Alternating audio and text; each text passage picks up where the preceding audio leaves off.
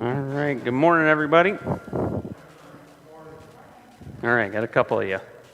Good to see you guys. And we got some other people coming on in, so all righty. So we're continuing our Exodus Bible study.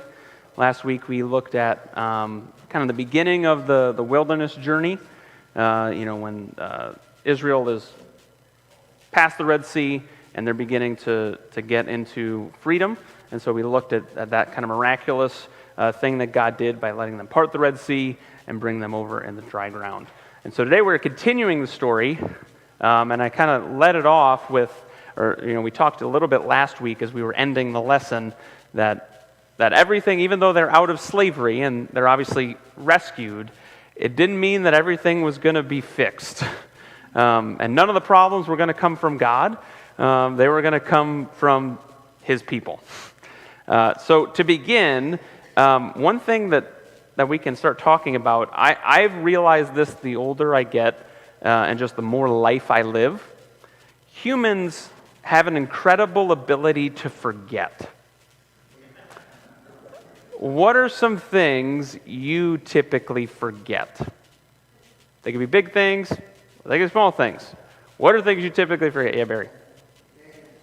Names? Yeah, I'm there with you, man. Names? What else? Anniversary? Okay, all right. Hey? Katie and I, our wedding anniversary, we got married. We get mixed up on our numbers because we got married August 11th, 2012. And my brain sometimes flips the numbers around. And we're like, did we get married August 12th, 2011? How many years? And sometimes I can't remember because they're just so close together. So, yeah, right there with you, Debbie. Right there with you. What else? What are some other things that you easily forget? Okay, sorry. Oh, go Kathy first.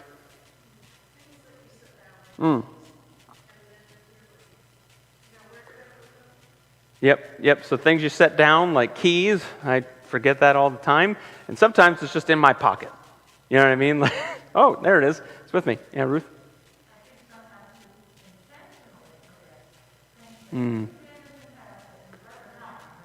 Okay, so there's some things that you'll intentionally forget, maybe some things you did that you're like, I don't want to remember that, so I'm going to push it out. I think also there's something to be said. Sometimes we will forget, and we won't intentionally do this, but if there's trauma, our brains will kind of push that out of our memory to kind of deal with it in a sense. Maybe not because of something we did, but something that was done to us. And that can be a difficult thing to remember sometimes. So trauma can be something like that, absolutely. Anything else? Yeah, Bob.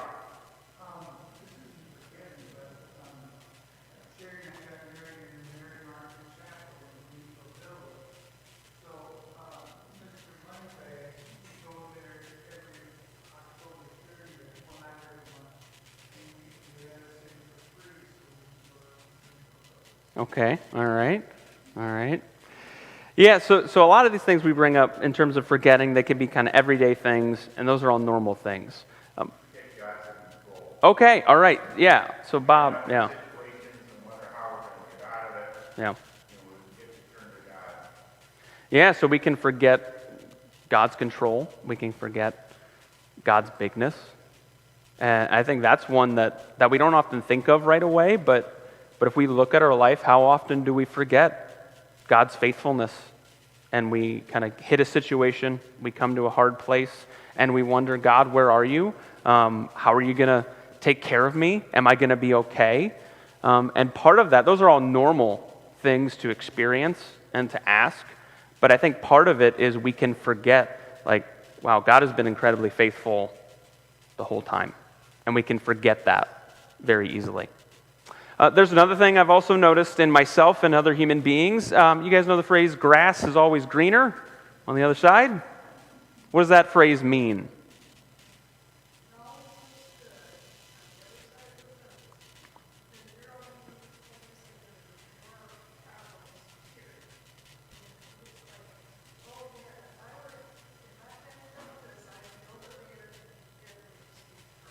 Yeah.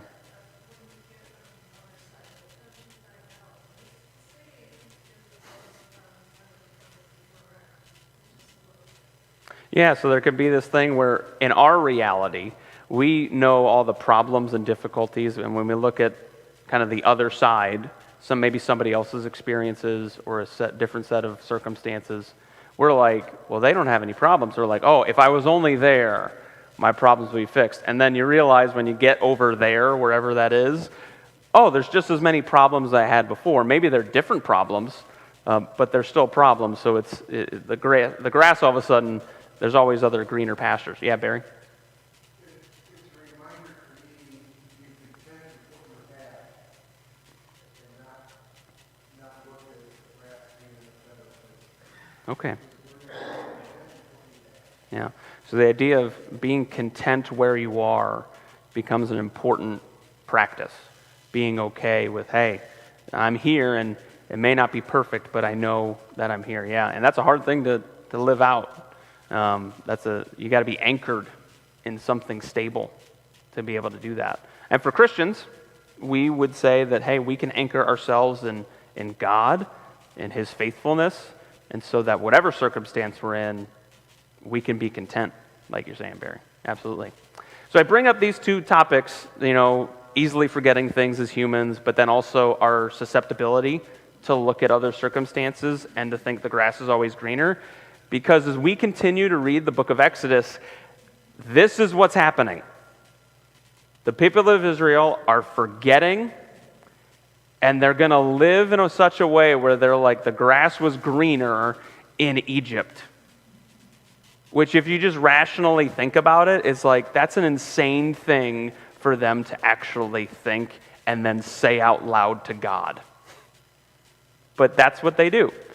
And as we reflect, we still do the same thing. We forget, and we can look at other people's circumstances, we look at other situations, and we can tell God, if only I was there, everything would be fixed. Then I would be fine. And like you said, Barry, kind of the invitation of God is to recognize that we can be content wherever we are. That doesn't mean it's always going to be good, pleasant, or that it's always going to be something that God will have us stay in that circumstance. But we can simultaneously say, this isn't good, and I'm content. We can say that at the same time and recognize that God is bringing us somewhere better. But there's a key in recognizing God is the one in control. So we'll dive in. So we're going to look at Exodus chapters 15 through 17. We'll read a good chunk of it, not every single verse, but we'll read a good chunk of it. So if you can turn to Exodus 15, verse 22 is where we'll start. Exodus 15, verse 22. Again, we have Bibles in the back if you want to grab one, if you don't have one with you or on your phone. Exodus chapter 15, verse 22. And again, I mentioned this at the beginning. This is immediately after they are rescued and they walk across dry land. The sea is split. So this is immediately after that this happens, that they're beginning to do it. So we're going to read the back end of chapter 15. And what we'll see in chapters 15 through 17 and even into chapter 18, there's a pattern that happens. And as you go through the story, there's a pattern where there's a testing of the people, that God tests his people. There's a complaining of the people because of the testing. There's a promise that God gives, and then there's deliverance. So this pattern is going to play itself out in these chapters multiple times. You're going to see a testing, complaining, a promise, and deliverance. So have that in the back of your mind as we read this section. So chapter 15, verse 22. Then Moses made Israel set out from the Red Sea, and they went into the wilderness of Shur. They went 3 days into the wilderness and found no water. When they came to Marah, they could not drink the water of Marah because it was bitter. Therefore, it was named Marah, which means bitterness. So they're literally like, there's no water here. Let's just call the place bitterness.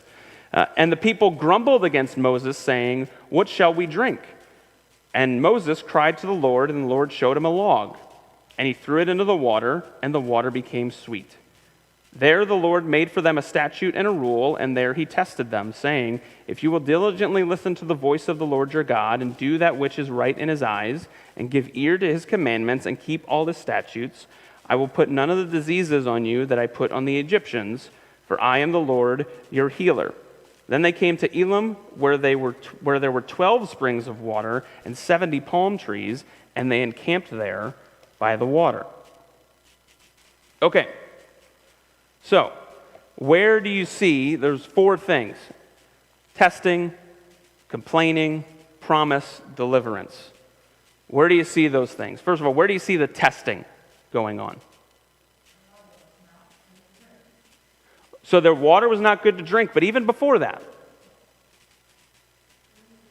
they're in the desert, and what do they find as they were looking for 3 days? No water. So it doesn't explicitly say at the beginning that this was a test from God, but in retrospect, they kind of realize, oh, God was testing us in this way.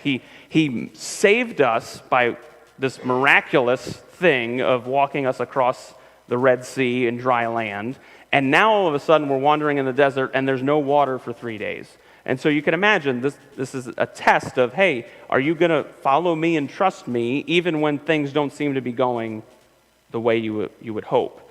And then when they do come across water, it's bitter. It was drinkable. Key to remember that. It was drinkable. It wasn't like they were getting poisoned from this. They just didn't like the taste. And so they became bitter at it. And so that's the testing. Where's the complaining? Yep, came to Moses and they grumbled. People grumbled, they complained, hey, Moses, go talk to God. Where's the water? What are we going to do? What are we going to drink? And then where's the promise that God gives?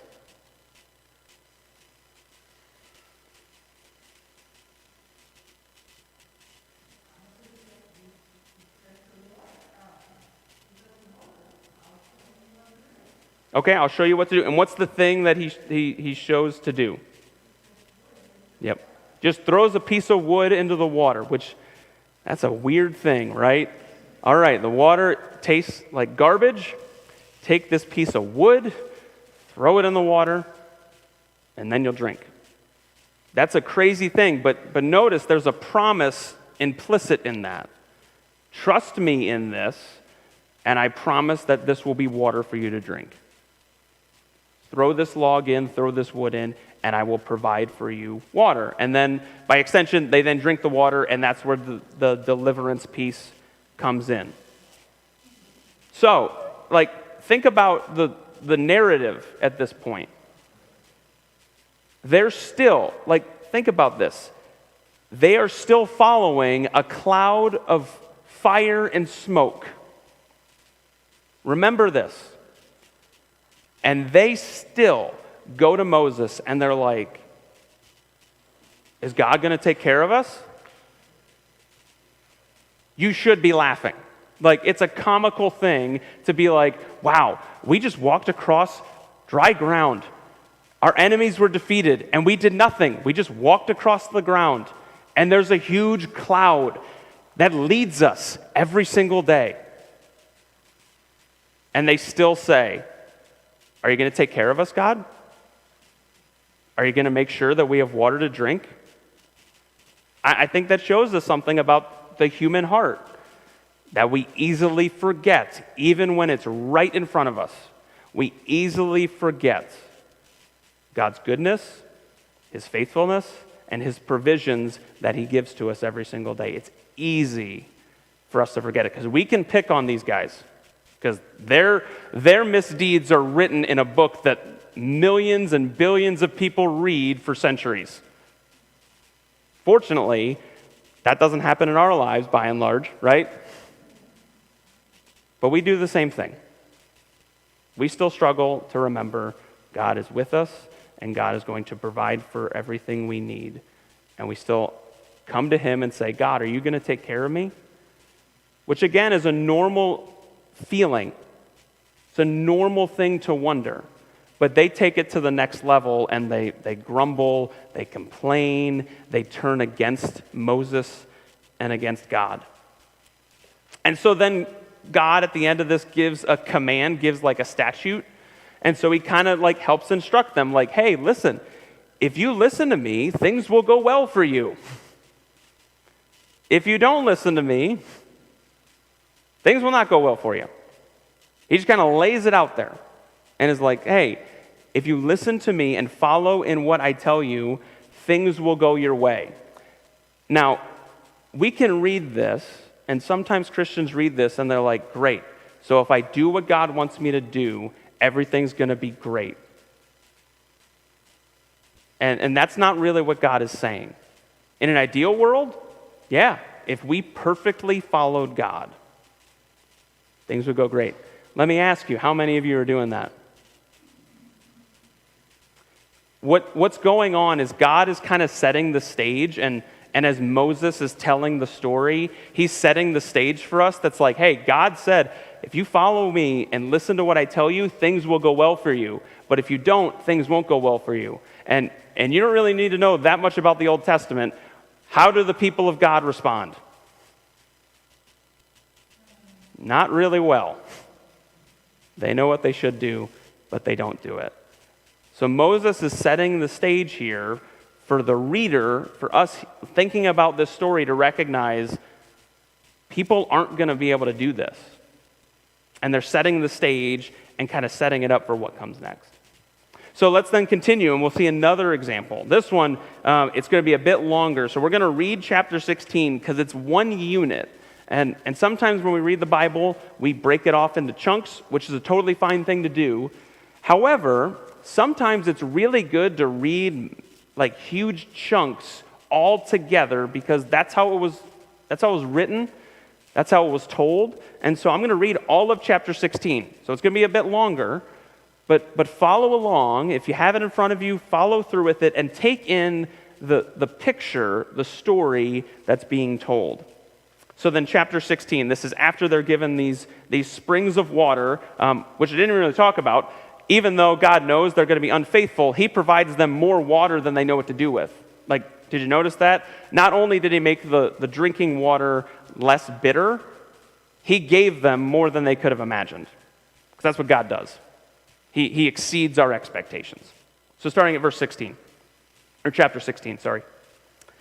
They set out from Elim, and all the congregation of the people of Israel came to the wilderness of Sin, which is not like a bad wilderness. It was just the name that was there. That's a Hebrew letter, Sin. The wilderness of Sin, which is between Elim and Sinai, on the 15th day of the second month after they had departed from the land of Egypt. And the whole congregation of the people of Israel grumbled against Moses and Aaron in the wilderness. The people of Israel said to them, "Would that we had died by the hand of the Lord in the land of Egypt, when we sat by the meat pots and ate bread to the full, for you have brought us out into the wilderness to kill this whole assembly with hunger." Then the Lord said to Moses, "Behold, I am about to rain bread from heaven for you, and the people shall go out and gather a day's portion every day, that I may test them, whether they will walk in my law or not. On the sixth day, when they prepare what they bring in, it will be twice as much as they gather daily." So Moses and Aaron said to all the people of Israel, "At evening you shall know that it was the Lord who brought you out of the land of Egypt. And in the morning you shall see the glory of the Lord, because he has heard your grumbling against the Lord. For what are we that you grumble against us?" And Moses said, "When the Lord gives you in the evening meat to eat, and in the morning bread to the full, because the Lord has heard your grumbling, that you grumble against him, what are we? Your grumbling is not against us, but against the Lord." Then Moses said to Aaron, "Say to the whole congregation of the people of Israel, come near before the Lord, for he has heard your grumbling." And as soon as Aaron spoke to the whole congregation of the people of Israel, they looked toward the wilderness, and behold, the glory of the Lord appeared in the cloud. And the Lord said to Moses, "I have heard the grumbling of the people of Israel. Say to them, at twilight you shall eat meat, and in the morning you shall be filled with bread. Then you shall know that I am the Lord your God." In the evening quail came up and covered the camp, and in the morning dew lay around the camp. And when dew had gone up, there was on the face of the wilderness a fine flake-like thing, fine as frost on the ground. When the people of Israel saw it, they said to one another, "What is it?" For they did not know what it was. And Moses said to them, "It is the bread that the Lord has given you to eat. This is what the Lord has commanded. Gather of it, each one of you, as much as he can eat. You shall take each an omer, according to the number of the persons that each of you has in his tent. And the people of Israel did so. They gathered, some more, some less. But when they measured it with an omer, whoever gathered much had nothing left over, and whoever gathered little had no lack. Each of them gathered as much as he could eat. And Moses said to them, "Let no one leave any of it over till morning." But they did not listen to Moses. Some left part of it till the morning, and it bred worms and stank. And Moses was angry with them. Morning by morning they gathered it, each as much as he could eat, but when the sun grew hot, it melted. On the 6th day they gathered twice as much bread, 2 omers each. And when all the leaders of the congregation came and told Moses, he said to them, "This is what the Lord has commanded. Tomorrow is a day of solemn rest, a holy Sabbath to the Lord. Bake what you will bake, and boil what you will boil, and all that is left over lay aside to be kept till morning." So they laid it aside till the morning, as Moses commanded them. And it did not stink, and there were no worms in it. Moses said, "Eat it today, for today is a Sabbath to the Lord. Today you will not find it in the field. 6 days you shall gather it, but on the 7th day, which is a Sabbath, there will be none." On the 7th day, some of the people went out to gather, but they found none. And when the Lord said to Moses, "How long will you refuse to keep my commandments and my laws? See, the Lord has given you the Sabbath. Therefore, on the 6th day, he gives you bread for 2 days. Remain each of you in his place. Let no one go out of his place on the 7th day." So the people rested on the 7th day. Now the house of Israel called its name manna. It was like coriander seed, white, and the taste of it was like wafers made with honey. Moses said, "This is what the Lord has commanded. Let an omer of it be kept throughout your generations, so that they may see the bread which I have fed you in the wilderness, when I brought you out of the land of Egypt." And Moses said to Aaron, "Take a jar and put an omer of manna in it, and place it before the Lord to be kept throughout your generations." As the Lord commanded Moses, so Aaron placed it before the testimony to be kept. The people of Israel ate the manna 40 years, till they came to a habitable land. They ate the manna till they came to the border of the land of Canaan, and omer is the 10th part of an ephah. All right. A lot there. What stood out to you? What did you notice?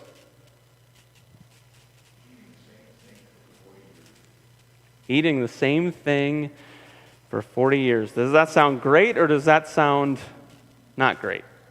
Some people would think that's great because, there's, these CEOs that talk about how they always get the same outfits and they just line it up in their closet, so it makes less decision making. They're like, I just get the same thing every single day, so I use my brain power. So in a sense, you don't got to pick what you got to eat. You just get it.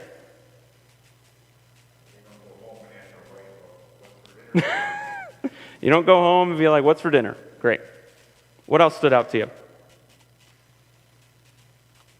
Yellen?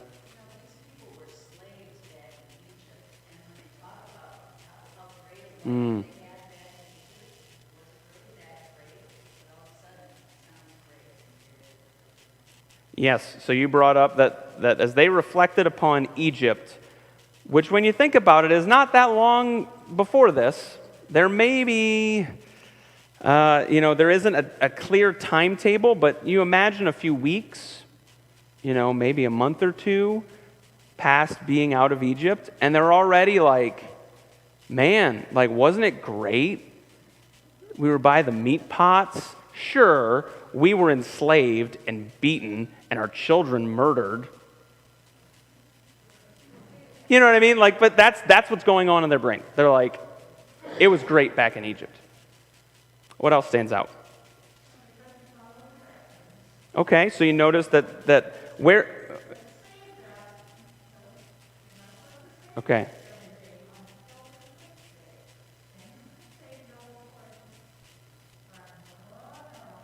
Okay. Yeah, so you notice that they don't follow the commands that God lays out for them. One of them is, hey, on the Sabbath day, on the 7th, you're going to get a double portion. So that's going to get you through. But some of them went out, obviously, kind of on that day. But then on the other days, they tried to take in more to try and store up. But what happened? It grew bad. All of a sudden, worms. Yeah, worms, maggots. Yeah, so it's pretty nasty. So, if we can kind of pause in that for a moment, what do you think that teaches us about God and His promises? In that one example about take what you need for this day, and on the Sabbath day, I'll make sure you have enough for the day of rest. What does that teach us about God? Okay, we can trust him. Trust him for what? Provide? What's that, Ted? Okay, provide our needs. All right. What else? Okay, so you're mentioning don't be worried about tomorrow. So if you kind of double click on that God providing our needs, the promise he's making to the Israelites is I'll give you enough food for today. Trust me in this. I'll provide what you need today. And I'm going to do that tomorrow too, but don't try and get ahead of me. Now, in this, is God saying if you have savings, if you have retirement, is that sinful? No, by the way, no, it's not. Again, this is where if you extend it out too far, that's where the application, but what God is saying is that this trust is we don't know what tomorrow will bring, but we trust that God will provide what we need today. And so, like you said, Jesus kind of picks up on that as like, hey, don't worry about tomorrow. Tomorrow will have all of its own worries. Trust me in today, and I will be with you and provide what you need.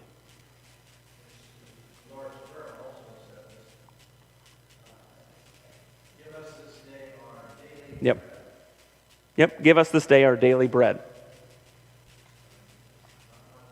Yeah, not the monthly stipend, but the daily bread. Yep.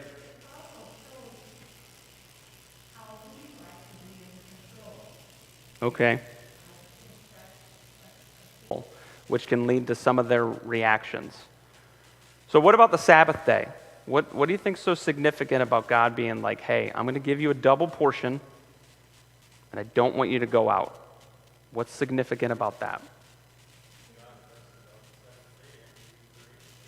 All right, so it's kind of...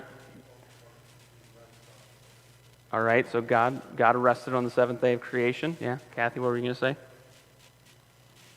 What he said? Yeah, great.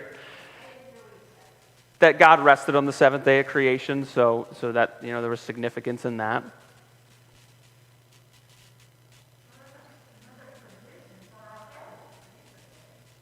Another provision. What provision is that? We need rest. Yep.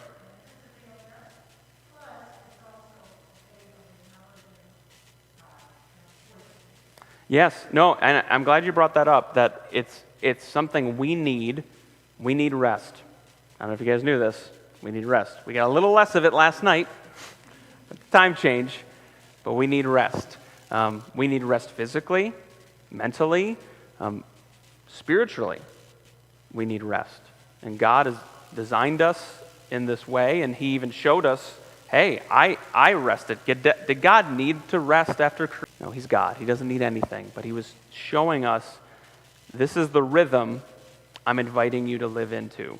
And recognizing our need for rest is big, but also you talked about it's a way of us worshiping God and exercising our faith. Because when we rest, what are we not doing? What did you say? We're not working. In other words, you're not trying to